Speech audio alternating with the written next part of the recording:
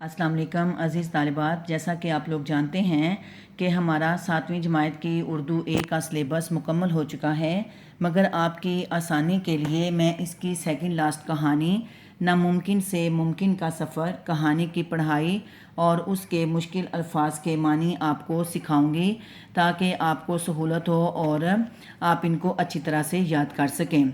तो आइए आज का लेक्चर शुरू करते हैं। नामुमकिन से मुमकिन का सफ़र। पहला पैराग्राफ देखिए। इंसान परिंदों को फ़ज़ा में उड़ते हुए देखता तो उसके जी में भी परिंदों की तरह उड़ने की ख्वाहिश पैदा होती। जी दिल, ख्वाहिश शौक़। वो सोचता काश मेरे भी पर होते और मैं भी फ़िज़ाओं में उड़ता फिरता। फ़िज़ा में उड़ने के ख्वाब तो बहुत सौ ने देखे, बहुत लोगों ने, मगर उनकी ताबीर कैसे मुमकिन हो ये कोई नहीं जानता था। ताबीर ख्वाब पूरा होना।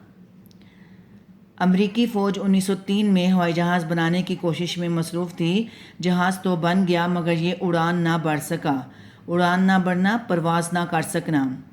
एक अमरीकी अखबार न्यूयॉर्क टाइम्स ने लिखा कि शायद उड़ने वाली मशीन बनाने में 10 लाख साल से लेकर 1 करोड़ साल तक अरसा लग जाए। अरसा वक्त। लेकिन अभी सिर्फ इस बात को 8 रोज़ गुजरे थे कि 2 आदमियों ने ये नाकाबिले यकीन कारनामा अंजाम देकर अहले दुनिया को हैरत में डाल दिया। नाकाबिले यकीन, जिस पर यकीन ना किया जा सके। अहले दुनिया, पूरी दुनिया। हैरत में डाल देना, हैरान कर देना। ये थे विल्बर राइट और उसका छोटा भाई ऑरवेल राइट। विल्बर राइट 16 अप्रैल 1867 को अमरीकी रियासत इंडियाना में पैदा हुआ। उसका छोटा भाई ऑरवेल राइट 19 अगस्त 1871 को रियासत ओहायो में पैदा हुआ। दोनों भाई तमाम उम्र इकट्ठे रहे। वो भाई होने के साथ साथ गहरे दोस्त भी थे। वो एक साथ रहते, एक साथ खेलते, एक साथ काम करते और एक साथ सोचते थे। वो मिल्टन राइट नामी एक पादरी के बेटे थे। राइट बरादरान के वालिद अक्सर चर्च के मामलात में के सिलसिले में सफ़र में रहते। उनकी वालदा कॉलेज की तालीम याफ्ता खातून थीं। तालीम याफ्ता, पढ़ी लिखी। वो रियाजी और साइंस की माहिर थीं। ख़ास तौर पर वो मुख्तलिफ़ आलात को इस्तेमाल करने में महारत रखती थीं। महारत, फ़न या कमाल। वो खुद भी कई चीज़ें बनाती थीं।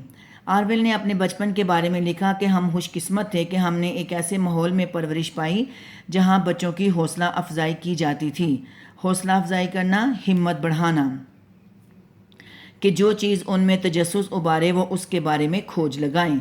तजस्सुस, जुस्तजू का जज्बा, उबारे, पैदा करें, खोज लगाएं, तलाश करें। घर में पढ़ने का रुझान गालिब था। 2 लाइब्रेरियाँ मौजूद थीं। इनमें से एक मजहबी किताबों पर मुश्तमिल थी जबकि दूसरी में आम किताबों का ज़हीरा था। ज़हीरा, मजमुआ। मुताले से भी राइट बरादरान में परवाज़ के बारे में तजस्सुस उभरा। तजस्सुस, शौक़। 1878 में मिल्टन राइट अपने बेटों के लिए एक खिलौना हेलीकॉप्टर लेकर आया। ये कागज़, बांस और कार्क से बना हुआ खिलौना था। इसमें एक रबड़ लगा हुआ था। इसे काफ़ी देर घुमाने के बाद छोड़ते तो ये फ़िज़ा में बुलंद हो जाता और चंद सेकंड फ़िज़ा में रहता। इसका साइज़ एक इंसानी हाथ के मसावी था। मसावी, बराबर। इस वक्त ऑरवेल की उम्र 7 साल थी जबकि विल्बर 11 साल का था। बच्चों के दिल में उड़ान की चिंगारी तो पहले से मौजूद थी। चिंगारी, शौक़ या जज्बा। इस खिलौने को पाकर वो चिंगारी मज़ीद भड़क उठी। मज़ीद भड़क उठना, ख्वाहिश बढ़ना। दोनों भाई इस खिलौने के साथ खेलते रहते। ये खेल उनको बहुत भाया, अच्छा लगा। जब देखो इसके साथ खेल रहे हैं। आखिरकार कागज़ फट गया और रबड़ टूट गया। उन्होंने ऐसा ही खिलौना बनाने की कोशिश की मगर उसका वज़न इस कदर ज़्यादा हो गया कि उसका उड़ना मुमकिन ना था। खिलौना हेलीकॉप्टर बनाने का तजर्बा अगरचे नाकाम हो गया, ताहम इससे उन्हें एक नया ख्याल सूझा। ताहम, फिर भी, सूझा, आया। वो पतंगें बनाकर अपने दोस्तों को बेचने लगे। उन्होंने कई डिज़ाइन आजमाए। बिलाखिर वो सही डिज़ाइन बनाने में कामयाब हो गए। पतंगें यूँ उड़ती जैसे उनको पर लग गए हों। पर लग जाना, तेज़ी से उड़ना। तो स्टूडेंट्स यहाँ पे निशान लगा लें। बाकी काम मैं कल करवाऊँगी।